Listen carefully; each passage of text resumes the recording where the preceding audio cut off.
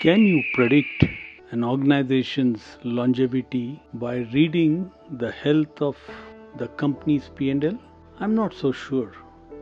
A strong P&L today only indicates a market which they are utilizing very well right now.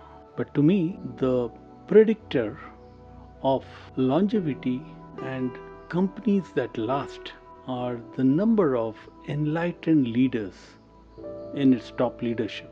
Enlightened leaders. What are enlightened leadership? Let's watch on. 3, 2, 1. Let's go. To me, an enlightened leader is nothing but a leader with a human face or a leader with a loving attitude. I read a little more detailed on this concept of enlightened leadership in this book from Peter and Fons. This is called The Enlightened Leader, an introduction to the chakras of leadership. In this book, the writer talks about the integration of the Western and Eastern philosophies to bring together a complete leader, a holistic leader. Some of the things he talks about in the book are about integration of philosophies.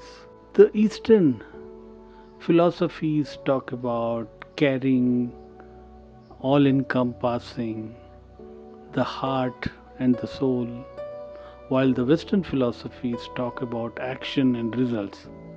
How do you combine these two to create this enlightened leadership? An enlightened leader is self-aware. An effective leader has to be aware of his own values, his strengths, his weaknesses. Only then can he lead his team authentically. There's an interesting chapter on balance. An effective leader or an enlightened leader knows how to maintain balance between apparently contradictory thoughts. How do we bring change while continuing with stability? How do you bring logic while combining it with emotions?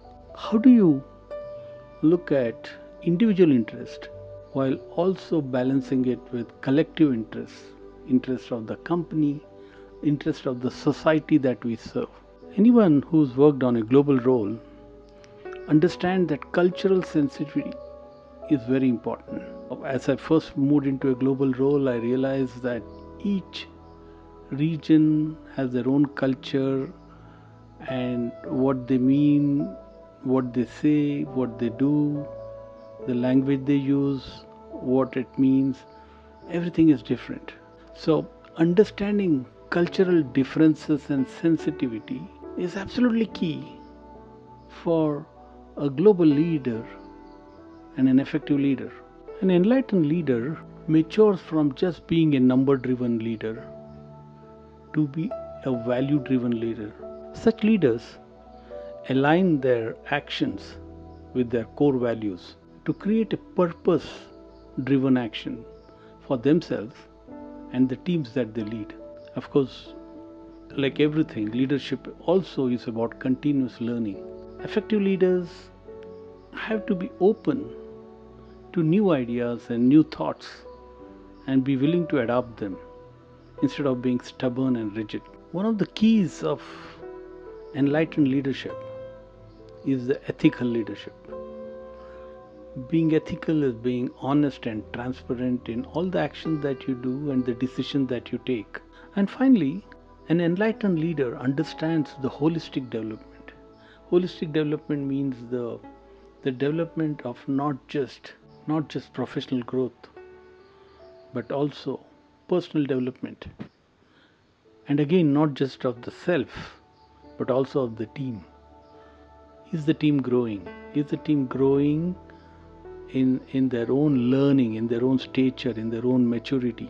The leader's job is not just to meet numbers, but to create more leaders like them. In summary, in today's world, an organization can survive, prosper, and last only if its leadership display enlightened behavior.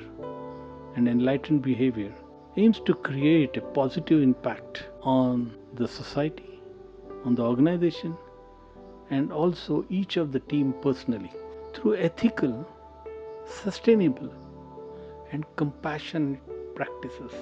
The time for this adrenaline driven macho leadership is over. Is the time for the compassionate leader. Is the time for the leader as a coach.